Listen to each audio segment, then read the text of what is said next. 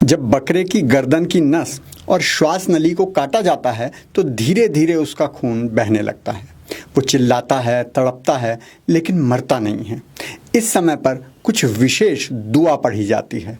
धीरे धीरे सारा खून बह जाता है और बकरा मर जाता है। इसे बकरा हलाल होना कहते हैं।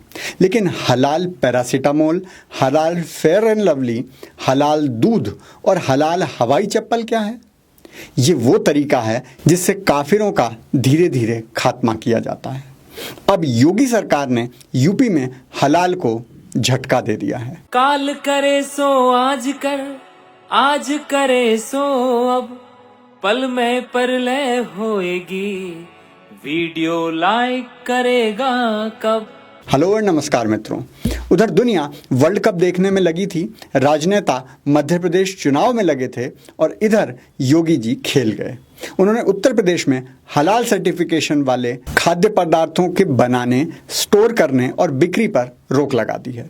बिल्कुल फुल स्टॉप। साथ ही डेयरी, कॉस्मेटिक और मेडिकल फील्ड में हलाल प्रोडक्ट्स चलाने को हराम घोषित कर दिया है। मामला शुरू हुआ 17 तारीख को लखनऊ के हजरतगंज थाने में हुई एक एफआईआर से। एफआईआर शैलेंद्र शर्मा नाम के एक व्यक्ति ने कराई। उसने कहा कि ये हलाल एक समुदाय विशेष द्वारा बनाए गए उत्पादों की बिक्री बढ़ाने और हिंदू समुदाय के द्वारा बनाए गए सामान की बिक्री कम करने का षड्यंत्र है, जो हिंदू बाहुल्य इस देश के लोगों की आस्था के साथ भी खिलवाड़ करता है। असल में होता यह है कि मान लो कोई हलाल छाछ बेच रहा है, तो यहाँ पर गर्दन तो किसी की काटी नहीं जा रही, तो वो तो बच गया। लेकिन दही से छाछ बनाने वाला भी दीन वाला व्यक्ति होना चाहिए, हिंदू या कोई काफिर नहीं। दूध से दही जमाने वाला भी दीन वाला होना चाहिए। भैंस का दूध निकालने वाला भी, भैंस दीन वाली होगी या नहीं ये नहीं पता, लेकिन भैंस को चारा खिलाने वाला भी दीन का ही व्यक्ति होना चाहिए। तो इसलिए शैलेंद्र ने ये आरोप लगाया कि ये प्रथा तो काफिरों के लिए भेदभावपूर्ण है।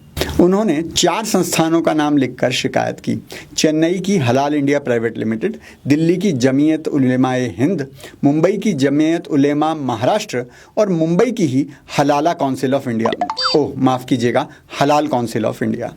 लेकिन ये कारण नहीं है सरकार के हलाल बैन करने का। यूपी सरकार ने इसे बैन किया है क्योंकि ये गैर कानूनी है। ड्रग्स एंड कॉस्मेटिक एक्ट 1940 के आधार पर दवाई, कॉस्मेटिक और मेडिकल डिवाइसेस पर हलाल सर्टिफिकेशन करना ही अपराध है। अब बताओ, थर्मामीटर में हलाल और हराम कैसे डिसाइड करोगे? और भारत सरकार के नियम है कि आप ऐसी ही दवाइयों पर कोई भी सर्टिफिकेशन नहीं चिपका सकते। और जहाँ तक खाने पीने की चीज़ों की बात है, तो हलाल चेक करने का कोई सरकारी संस्थान तो है नहीं, ना ही सरकार की ओर से कोई मानक निर्धारित हुए हैं कि दूध हलाल कब होगा और हराम कब। खाने पीने की चीज़ों की गुणवत्ता बताने के लिए FSSAI यानी food safety and standards authority of India नाम की संस्था है। इस सर्टिफिकेशन को कराने के लिए जो पैसा खर्च होता है वो तो उपभोक्ता पर अतिरिक्त बोझ है ही। दूसरा पहलू जो यूपी सरकार ने उजागर किया है वो ये कि ये जो पैसा कमाया जाता है वो पता करो आखिर लगता कहाँ है। याचिकाकर्ता का आरोप है कि ये पैसा देश विरोधी संगठनों को फंडिंग करने और आतंकवादी गतिविधियों को चलाने के लिए भी प्रयोग हो रहा है। लेकिन यूपी सरकार ने इस बात को माना नहीं है, बस इतना कहा है कि जांच कर लेते हैं।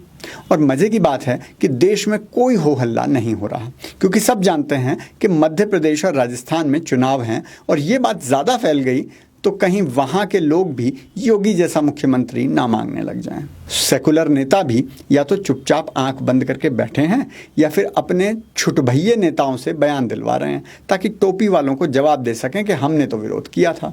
नमाजवादी पार्टी के वयोवृद्ध सांसद शफीकुर रहमान ने कहा है कि ये तो नफरत फैलाने वाला निर्णय है, इससे देश का भला नहीं होगा। नफरत से कभी जिंदगी नहीं मिलती, नफरत से कभी वोट नहीं मिलता। तो मोहब्बत से ले लो ना चचा, किसने रोका है? उतार फेंको योगी को लखनऊ की गद्दी से, हम तुम्हारे साथ हैं। अच्छा, हमने ये भी देखा कि शांति दूतों को जुकाम भी हो जाने पर सुप्रीम मिलॉर्ड जो तुरंत निकल कर आ जाते हैं वो भी अभी चुप हैं। अब वो भी क्या करें, अपनी इज्जत अपने हाथ।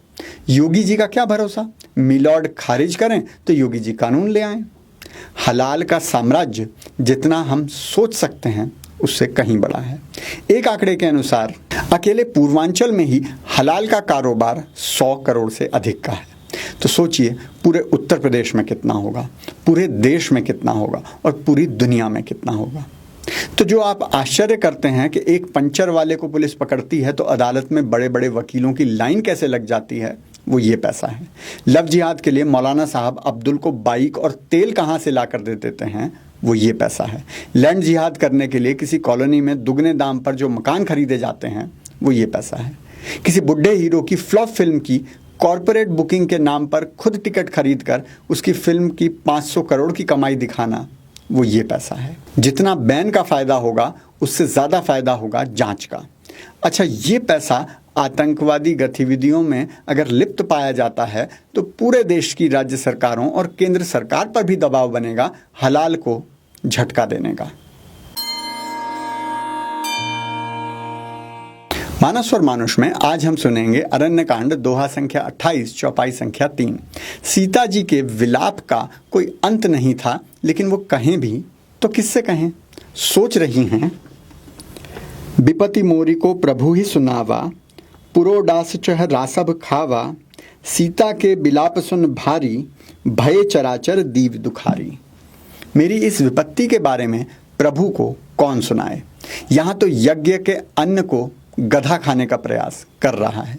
सीता जी का ये भारी विलाप सुनकर सभी चर और अचर जीव दुखी हो गए। बाबा का आज का ब्रह्म ज्ञान है शांति दूतों के नाम। हलाल का शाब्दिक अर्थ होता है पवित्र, सेवन करने योग्य। लेकिन किसी जानवर को तड़पाने या आतंक को बढ़ाने में कौन सी पवित्रता है। पवित्र तो धर्म है जहां निरीह बेजुबान जीव भी प्यार की भाषा बोलने पर मजबूर हो जाते हैं। जैसे तोता अम्मा जी के साथ विष्णु सहस्र नाम का जाप कर रहा है।